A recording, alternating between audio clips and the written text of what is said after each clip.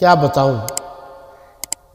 یہ اور اگلا سوال کہہ لیجئے یا ہمارا سلسلہ جو ہے وہ ہے نمبر 3۔ مولانا عبدالغفور حقانی رحمۃ اللہ تعالی علیہ، جو اصل میں تو رحیم یار خان کے تھے، بعد میں شجاباد آئے اور باقی زندگی شجاباد میں گزاری، اور وہ سب سے پہلے بطل حریت امیر شریعت سید عطاء اللہ شاہ بخاری رحمۃ اللہ تعالی علیہ کے بڑے بیٹے سید ابو معاویہ ابو ذر بخاری سید عطاء المنم شاہ بخاری رحمۃ اللہ تعالی علیہ کے ساتھ تھے، یعنی احرار اسلام میں تھے۔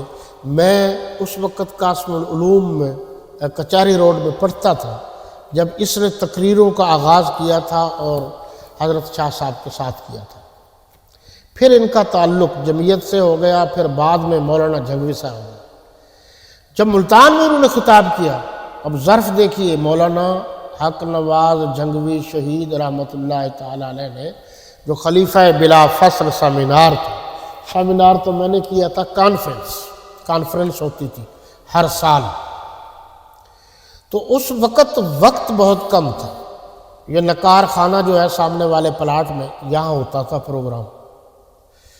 تو مولانا عبدالغفور حقانی صاحب نے کہا کہ وقت بہت کم ہے، میں اپنا وقت مولانا حق نواز جھنگوی کی نظر کرتا ہوں، دیتا ہوں۔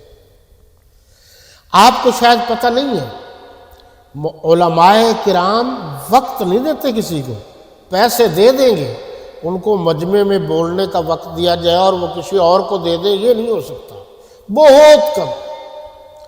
مولانا حق نواز جھنگوی شہید کھڑے ہوئے، اور آپ کو تو علم ہے جب جھنگوی شہید خطاب کے لیے کھڑے ہوتے تھے کیا سما ہوتا تھا۔ ایک تو ان کے باڈی گارڈ اور پھر ایک جناب والا سامعین اور پھر نعرے۔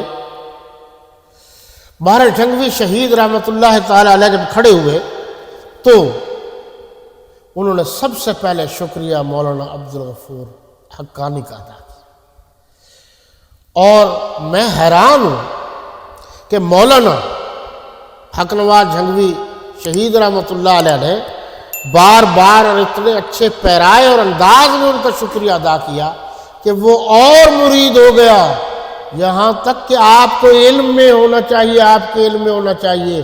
حضرت مولانا حق نواز جھنگوی شہید جب شہید ہوئے تو اس کو غسل دینے والوں میں مولانا عبدالغفور حقانی بھی شامل تھے۔ اچھا، باقی پھر کبھی بتاؤں گا مولانا عبدالشکور دین پوری کا اور باقی